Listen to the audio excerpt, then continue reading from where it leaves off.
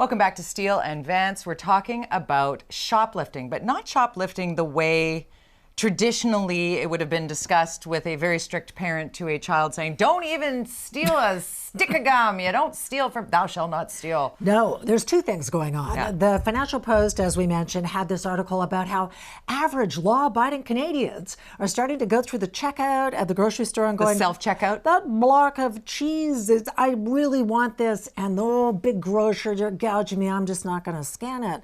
I'm going to put it in the bag. And I was thinking, really? Have you ever stood at the self-checkout and thought, no, I'm just going to go beep and slide something in? No, me I've neither, been the person right? who's walked out of a store and gone, oh my God, I forgot to pay for something. Back in I go, sorry.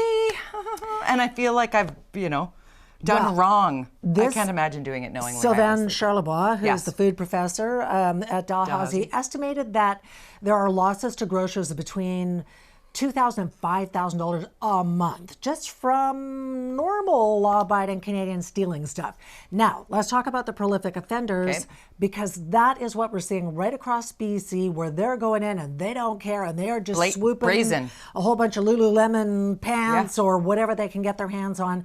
So we have a guest in studio who knows all about this. Tony Hunt is the GM of Loss Prevention for London Drugs. Thank you so much for coming in. Thanks for having me. You have seen this, you have heard it, you have documented it.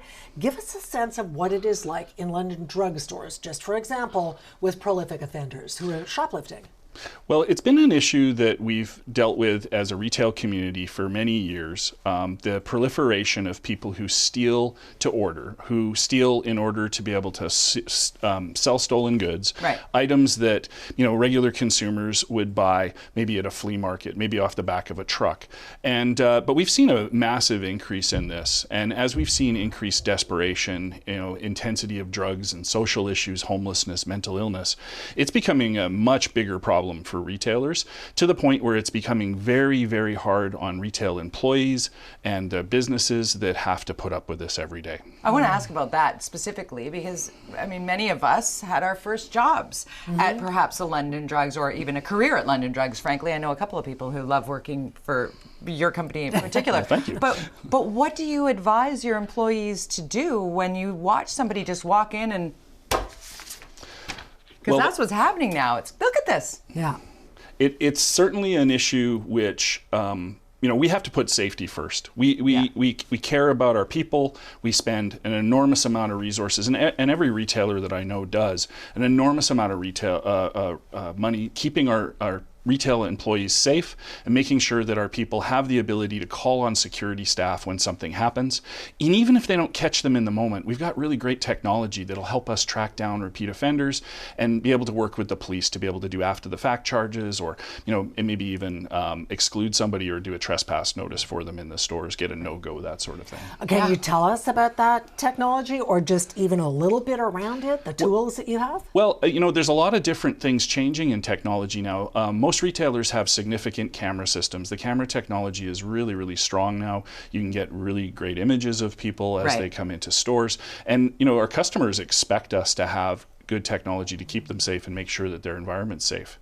And then we can use that technology after the fact to help identify people who have committed crimes, and often have very good video of them concealing items or putting them in bags as they leave.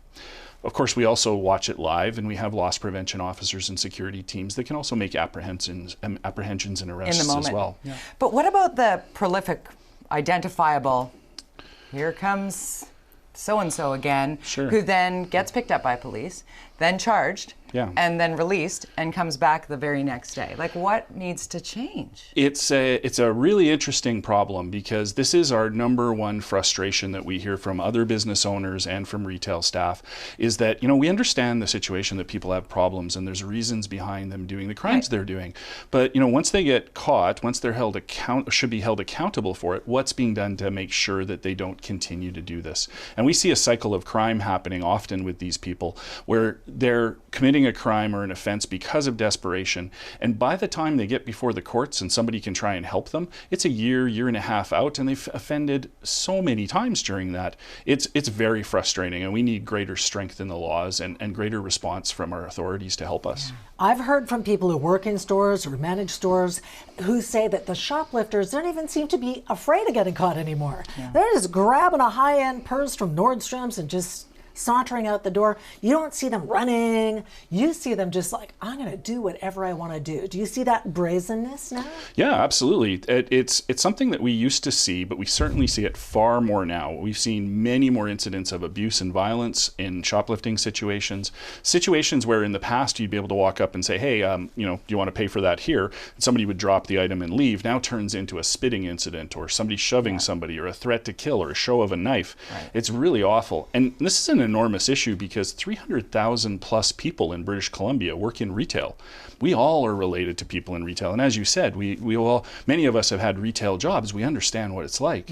These good folks working on the front line dealing with customers, they need help. Front facing, public facing. It used to be a learning ground to being a good member of society, and now it's a risky situation, which hopefully at some point that will be wound back, or some deterrent or some meaningful, like you said, swift consequences will be helpful. What do you tell someone? I've got a 15-year-old. He is entering the workforce. He and his friends probably, grocery store or retail of some sort where they're stocking shelves or helping out.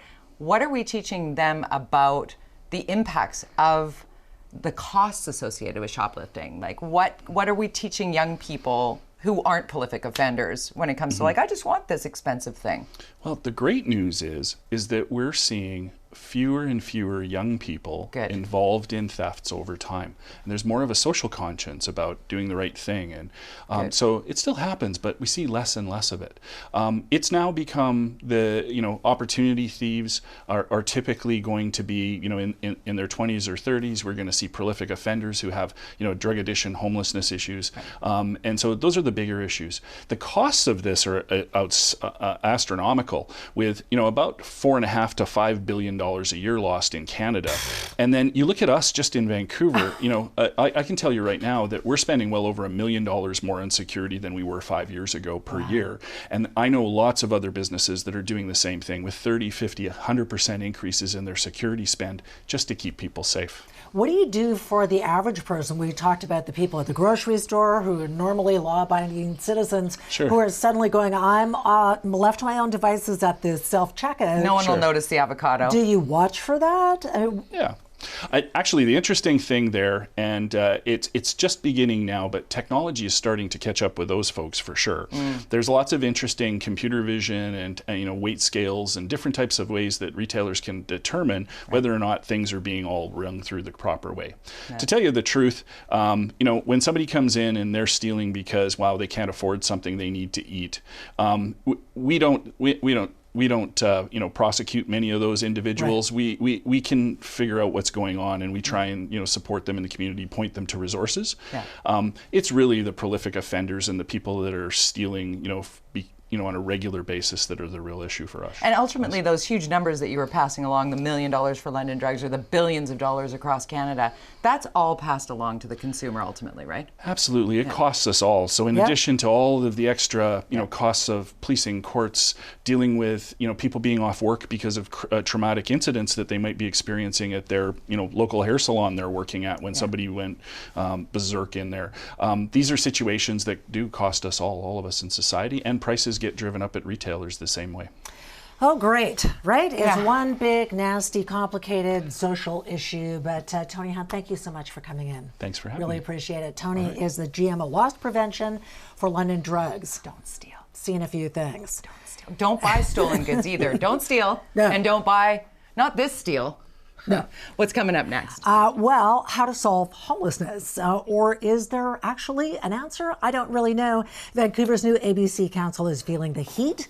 Mayor Ken Sim joins us in studio next.